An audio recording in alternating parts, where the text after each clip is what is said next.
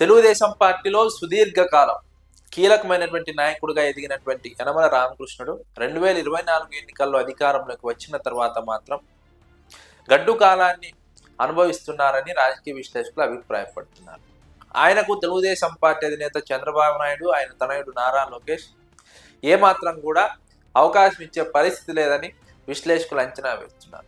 యనమల రామకృష్ణుడు అధికారంలో ఉన్నప్పుడే కాకుండా ప్రతిపక్షంలో ఉన్నప్పుడు కూడా తెలుగుదేశం పార్టీలో గతంలో క్రియాశీలక పాత్రను పోషించారు. ఎప్పుడైతే నారా లోకేష్ తెలుగుదేశం ప్రభుత్వం పైన లేదా తెలుగుదేశం పార్టీ పైన పట్టు సాధించారో అప్పటి నుంచి యనమల రామకృష్ణుడిని పక్కన పెట్టారు.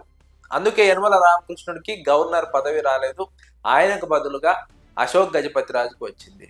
ఇప్పుడు రాజ్యసభ అయినా వస్తుందా అంటే అవకాశం లేదనే రాజకీయ వర్గాల్లో చర్చ సాగుతోంది. యనమల రామకృష్ణుడిని పూర్తిగా పక్కన పెట్టినట్టు రాజకీయ వర్గాల్లో ప్రచారం ఉంది. యనమల రామకృష్ణుడి సేవలు పార్టీకి అవసరం లేదన్నట్టుగా తెలుగుదేశం పార్టీ వ్యవహరిస్తోందని విశ్లేషకులు అభిప్రాయపడుతున్నారు. అందుకే ఈ విషయాన్ని గ్రహించిన యనమల రామకృష్ణుడు గవర్నర్ పదవి రాకపోవడం వెంటనే స్పందించారు. వైఎస్ఆర్సీపీకి కొంత అనుకూలంగా మాట్లాడే ప్రయత్నం చేస్తారు. వైసీపీని తక్కువ అంచనా వేయద్దు, వైసీపీతో పాటు ప్రజలు కదిలి వస్తున్నారు. మెడికల్ కాలేజీలకు ప్రైవేటీకరణకు వ్యతిరేకంగా వైఎస్ఆర్సీపీ చేపట్టినటువంటి ఉద్యమానికి అంటూ ఆ రోజు మాట్లాడడం జరిగింది.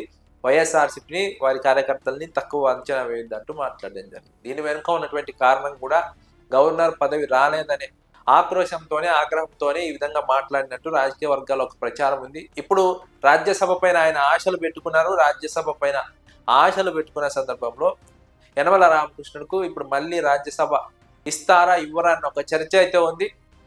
చాలా మంది మాత్రం ఇవ్వడానికి అవకాశం లేదని మాట్లాడుతున్నారు. ఎందుకంటే యనమల రామకృష్ణుడిని పూర్తిగా పక్కన పెట్టినట్టుగా రాజకీయ వర్గాల్లో ప్రచారం ఉంది. అందుకే ఆయన కూతురికి ఛాన్స్ ఇచ్చారు, ఆయన చిన్నల్లుడికి ఛాన్స్ ఇచ్చారు. అయితే యనమల రామకృష్ణుడు మాత్రం తనకు కూడా అవకాశం కావాలని కోరుతున్నారు. తన సీనియారిటీకి ప్రాధాన్యత ఇవ్వాలని కోరుతున్నారు. కానీ తెలుగుదేశం పార్టీ అధినేత మాత్రం యనమల రామకృష్ణుడి సేవలు అవసరం లేదన్నట్టుగా వ్యవహరిస్తూ ఉన్నారు. ఇటీవల కాకినాడలో జరిగినటువంటి గ్రీన్ అమ్మోనియా ప్రాజెక్టు ప్రారంభోత్సవ కార్యక్రమంలో కూడా అక్కడే ఉన్నటువంటి యనమల రామకృష్ణుడు చంద్రబాబును కలవకపోవడం గమనార్హం. దీన్ని బట్టి అర్థం చేసుకోవచ్చు, యనమల రామకృష్ణుడికి రాజ్యసభ వచ్చే అవకాశం లేదు. అందుకే యనమల రామకృష్ణుడు తెలుగుదేశం పార్టీ అధినేతతో సమావేశం కాలేదు.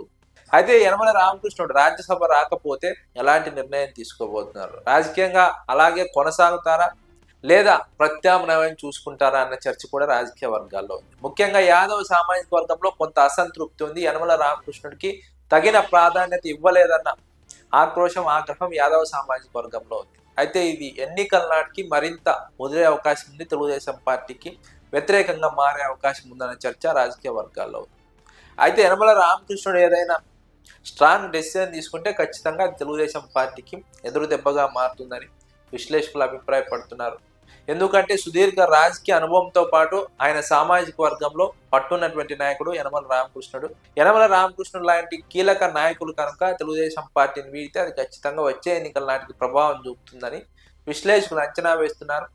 అటు గవర్నర్ రాలేదు, ఇటు రాజ్యసభ కూడా రాకపోతే యనమల రామకృష్ణుడు ఎలాంటి స్టెప్ వేయబోతున్నారు అన్నది కీలకమైనటువంటి ఆసక్తికర అంశం. అయితే రాజకీయ వర్గాల్లో ఇదే ప్రస్తుతం చర్చ సాగుతోంది. ముఖ్యంగా కాకినాడ జిల్లా కావచ్చు లేదా తూర్పు పశ్చిమ గోదావరి జిల్లాలో కీలకమైనటువంటి చర్చ జరుగుతోంది. యనమల రామకృష్ణుడి స్టెప్ ఎటువైపు ఉండబోతోంది?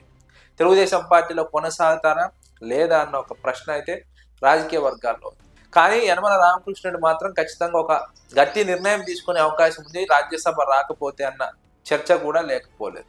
ఆయన కూతురుకు ఎమ్మెల్యే టికెట్ ఇచ్చి ఉండవచ్చు, ఆయన చిన్నల్లుడుకు ఎంపీ టికెట్ ఇచ్చి ఉండవచ్చు, వారు గెలిచి ఉండవచ్చు. కానీ తనకు రాలేదని ఒక అసంతృప్తి యనమల రామకృష్ణుల్లో ఉంది. ఆ అసంతృప్తిని తెలుగుదేశం పార్టీ అధిష్టానం గుర్తించకపోతే కనుక ఆయన గట్టి నిర్ణయం తీసుకునే అవకాశం ఉందన్న చర్చ రాజకీయ వర్గాల్లో ఉంది.